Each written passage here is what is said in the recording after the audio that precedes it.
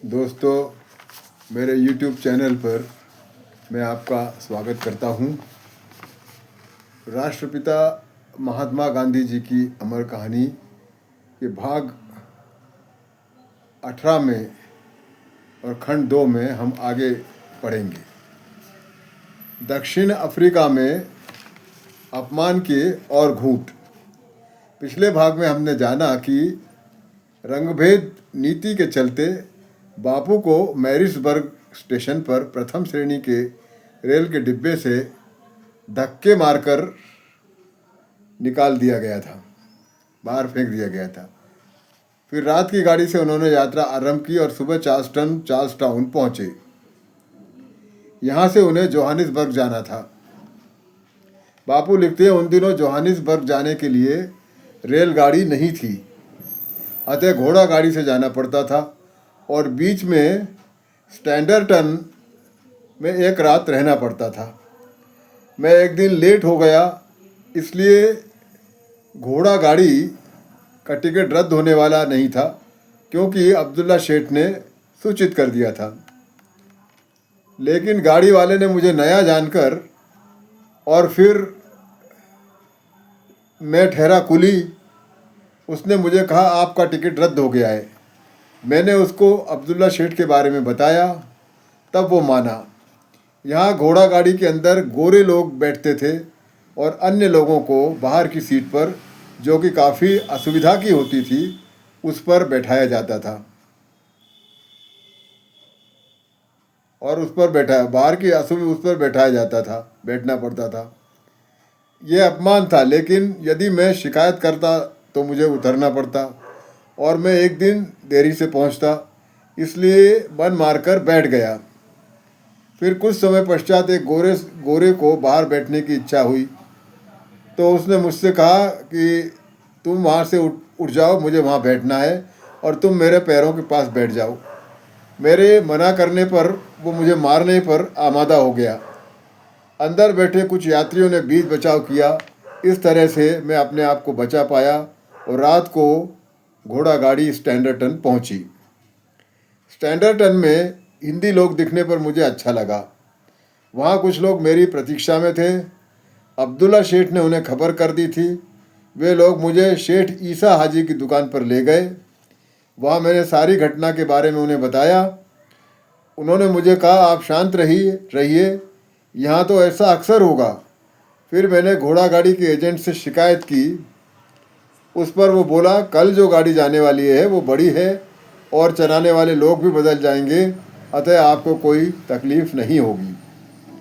स्टैंडर्टन छोटा गांव था, लेकिन जोहानिसबर्ग एक बड़ा शहर था।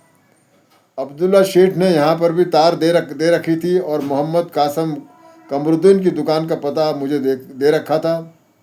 उनके लोग मुझे लेने आए थे, पर हम एक दूसरे को देख नहीं पाए।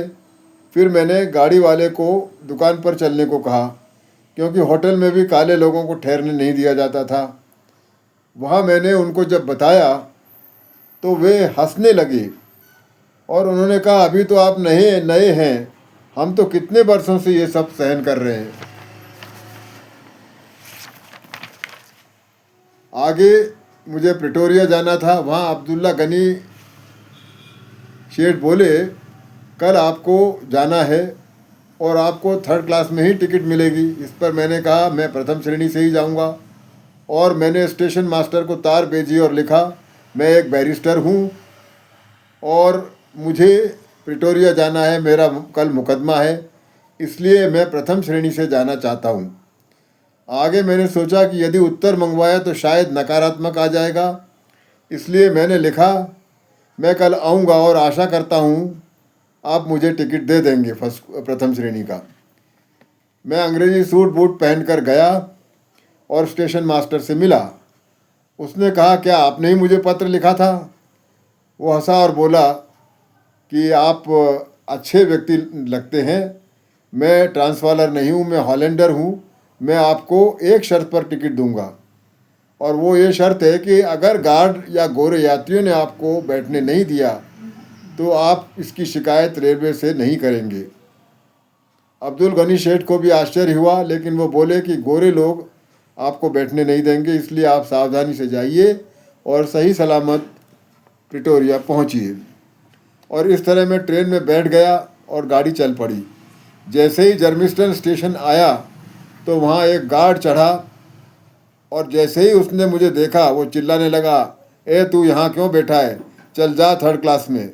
इस पर मैंने उसे टिकट दिखाया, फिर भी वो नहीं माना और बोला उससे कुछ नहीं होता, चल जा थर्ड क्लास में। एक अंग्रेज यात्री ने उस गार्ड को कहा, उनको बैठने दो, मुझे उनसे कोई परेशानी नहीं है। गार्ड मन ही मन चिढ़ गया और इस तरह मैं रात को 8 बजे प्रिटोरिया पहुंच गया। तो ये हालातों का जो अनुभव है ये बापू को वहाँ हुआ। और जो रंग भेद की नीति थी जिसमें गोरे लोग और जो लोग थे उनसे किस तरह का व्यवहार करते थे, इसकी पल पल पर उनको उसका अनुभव हो रहा था। और आगे के भी जो ये अध्याय हैं उसमें हम और बातें जानेंगे। आपका बहुत बहुत आभार।